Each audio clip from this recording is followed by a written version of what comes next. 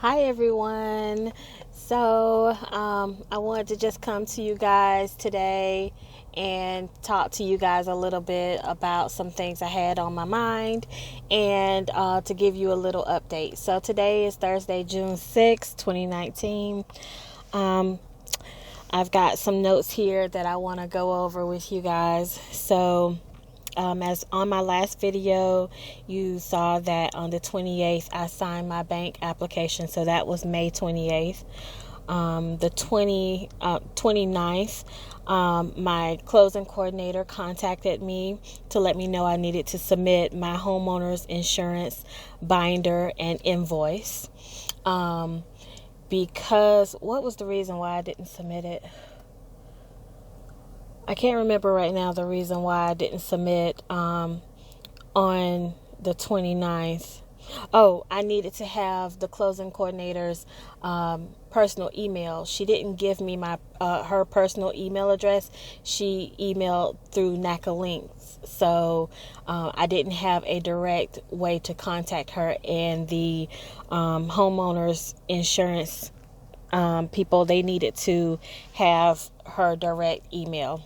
So the 30th, she gave me that email and I submitted my binder, and the insurance submitted the binder and invoice for me after I signed the forms electronically online.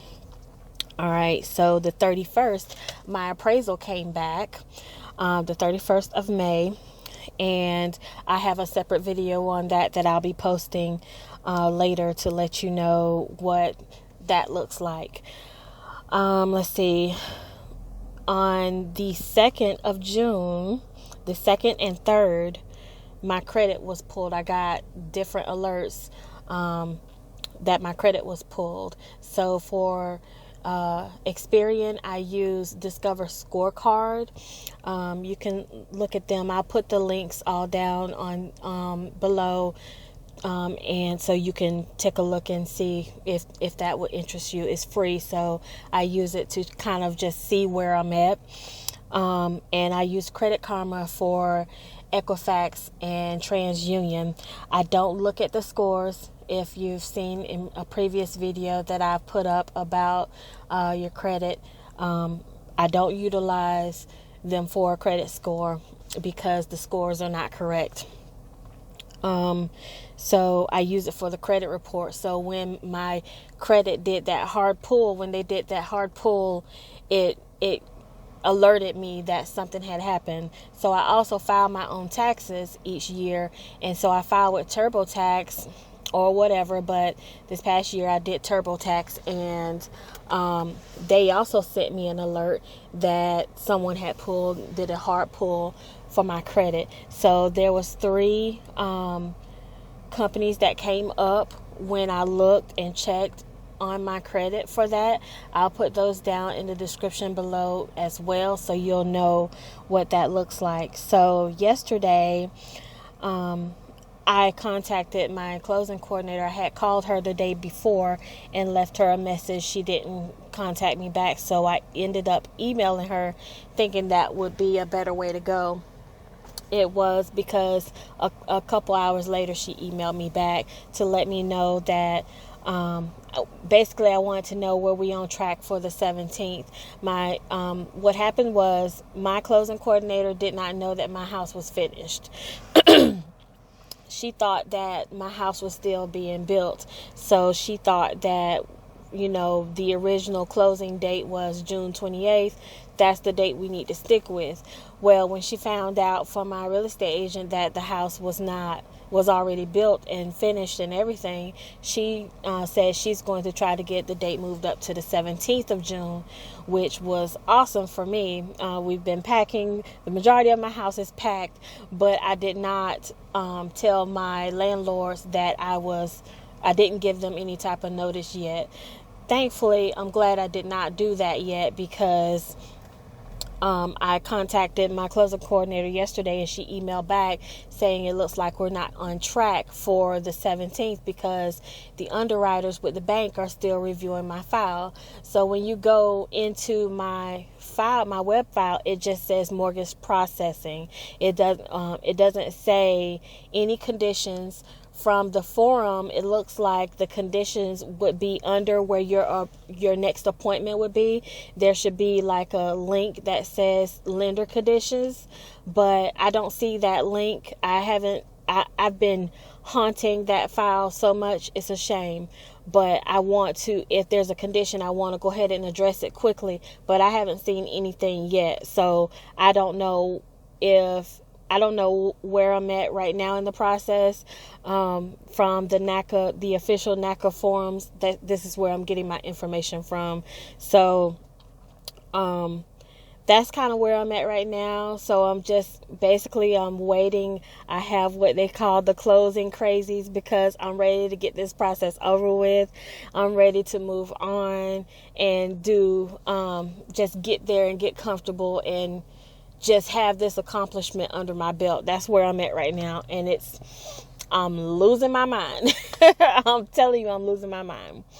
So in this video, I also wanted to talk about what I saw on another NACA member's page. She was saying that I believe she had to,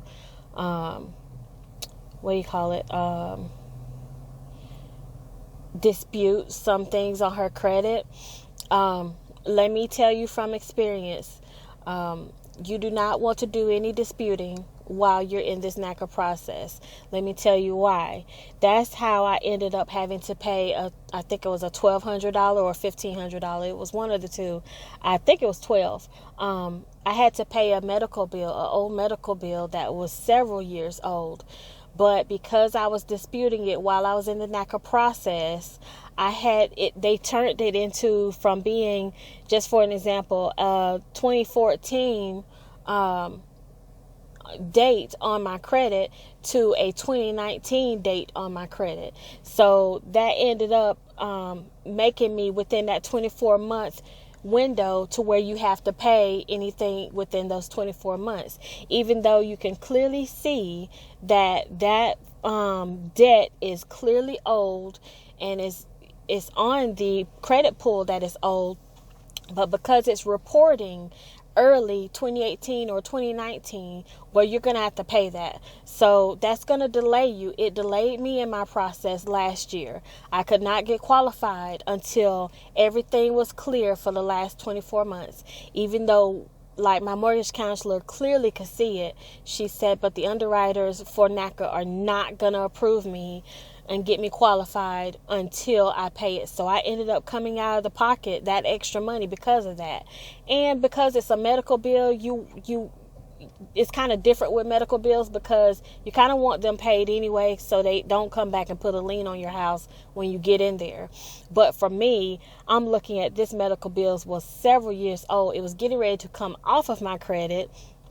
But still, because of that, and I disputed it while I was in, and I spoke to them while I was in the NACA process, they ended up reporting it as if I had just made this debt, which was not true at all.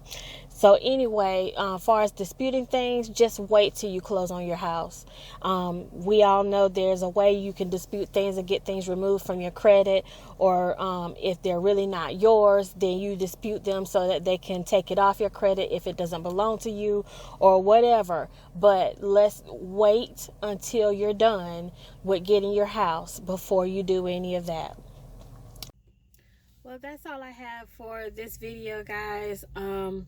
I will come back to you when I find out more information or get some type of status change. I am praying it will be sometime soon, because I'm going crazy. But I just want to thank you guys again for your prayers and your comments and your encouragement. I thank you guys so much, and I will see you on my next video. All right, bye.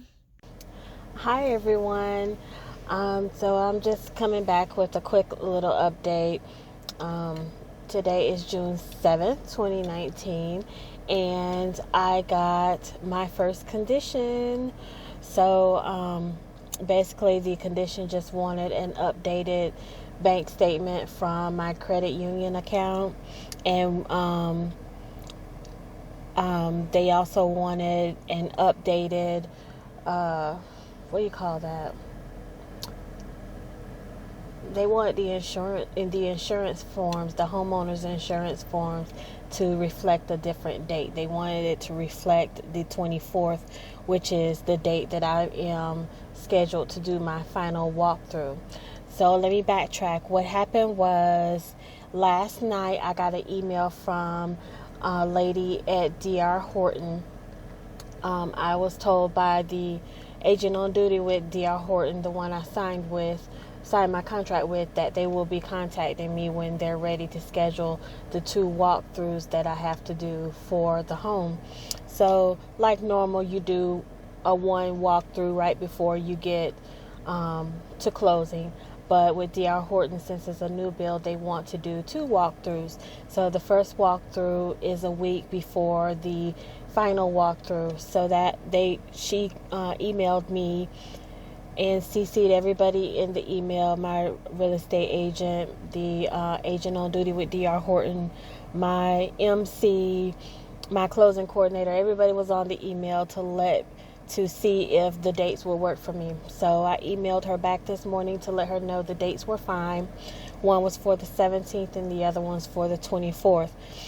So it's crazy because I had already taking those days off anyway. That's what's really crazy. But anyway, so once I did that, like my closing coordinator, she stepped in and she wanted to make sure my Naca ID was put on every email correspondence, needing to make sure the correspondence needed to make sure, she needed to make sure all correspondence had my Naca ID number on it.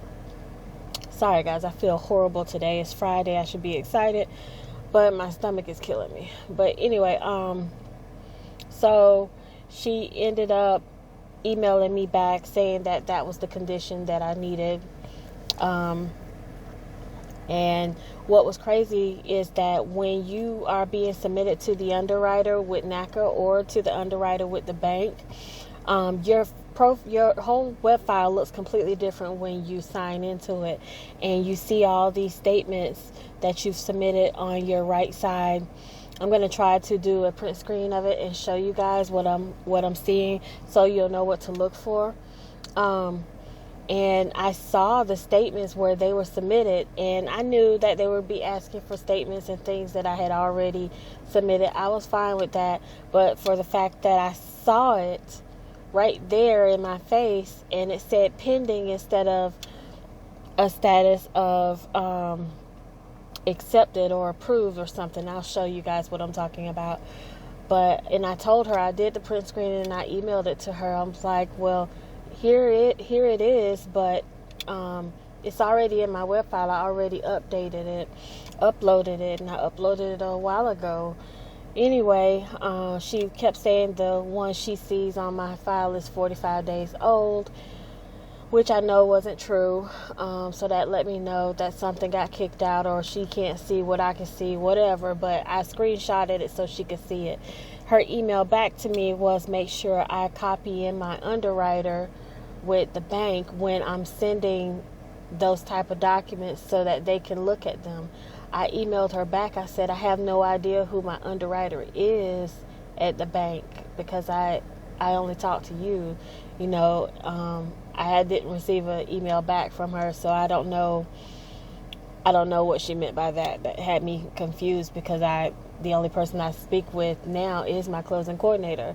So I sent it with my Naca ID number in the subject line, just like she requested. But anyway, so that's where I'm at right now. But I have to tell you, when I go into my web file, it says my status is mortgage processing. But when I clicked on that lender condition, it said C&I approved. So I'm like, which is it? Because if it's C&I approved, I know that I'm close. She did email me, my closing coordinator did email me the other day and tell me that it doesn't look like we're going to close on the 17th, which the original date was the 28th anyway. So I had kind of, switched things around. I went ahead and took the days off, after the 28th, so I can make sure we'll have enough time to move. and just trying to prepare myself the best that I can on my end.